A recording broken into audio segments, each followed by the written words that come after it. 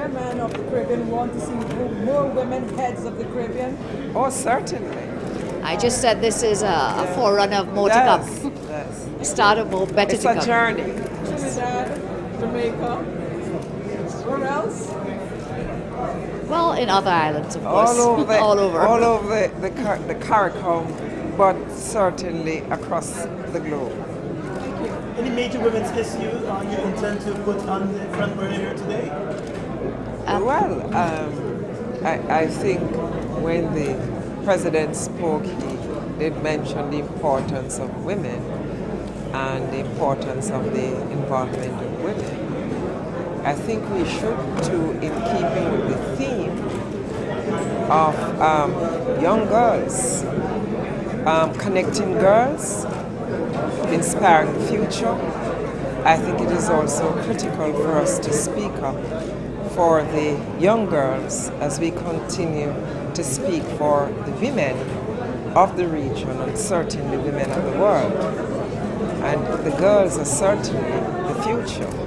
And I'm sure there are young girls across the region and the world that would be inspired by our leadership and the fact that we were able to crack the glass ceiling and that they too will be motivated to a life of service to their respective countries.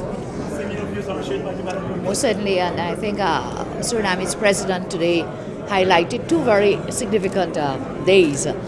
Today being a national holiday here in Suriname for Pagua, Holy Pagua, and on the weekend in Trinidad and Tobago we also celebrate Pagua. And I liked how he started off with new beginnings, new seed, which is very important for the CARICOM. But I endorse the sentiments of my sister here in the CARICOM that our emphasis must be on young girls, as well as young boys, of course. Of course. For the young ones. And I'm sure that on the agenda, even though it's not particularly itemized, that we will find opportunities to raise issues for the furtherance of an upliftment of the young girls in our region, women and young girls. For myself, Madam Prime Minister, we have spearheaded several initiatives as chair in office of the Commonwealth with respect to women's issues and girls. And Helen Clark, UNDP Director visiting Trinidad, has agreed to partner with us once again to host a high-level women's meeting, of course. And Madam Prime Minister, we would really want you to be there with us on the margins of the UNGA.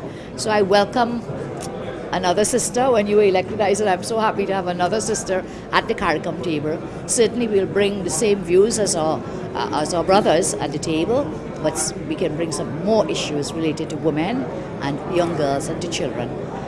It has been found in legislatures where there are more women that the issues are social issues. That's right. Are more advanced, and the legislative agenda is further advanced with social issues relating to women and children, and of course the well-being as a whole of families.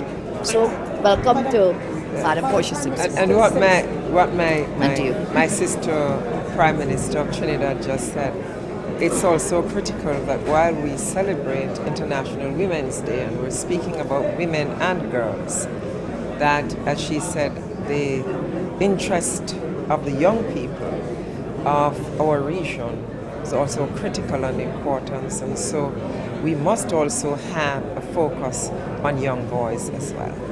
Madam Prime Minister Jamaica, one of the themes also running through this intersessional meeting is the importance of sports. Cricket, I'm coming back to. And what are some of the things that you would like to want to get out of your counterparts here involving the region's cricket?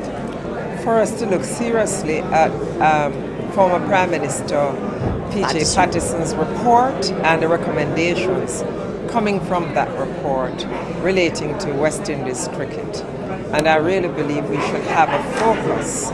I believe it's time that as a region and regional governments for World Cup cricket did spend quite a lot of money in terms of getting the various sporting facilities that would have been used then prepared.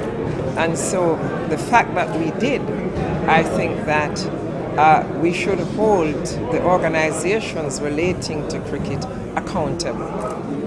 And if I may say, I endorse the statements of the Prime Minister of Jamaica, made today and made previously, and I intend to join with you in your call for some transformation, but certainly for great change with respect to West Indies cricket. I think it was very disrespectful of the WICB in their statements made following upon that of the Prime Minister of Jamaica. So we do have some very strong sentiments to share today in the meeting, and you will hear those later. I want to make the point that sports is the most powerful unifying force, not only in our region, but in the world. And sports should be used to unify our people, not divide. Excellent. Thank you all. Thank you. Thank you very much. Thank you.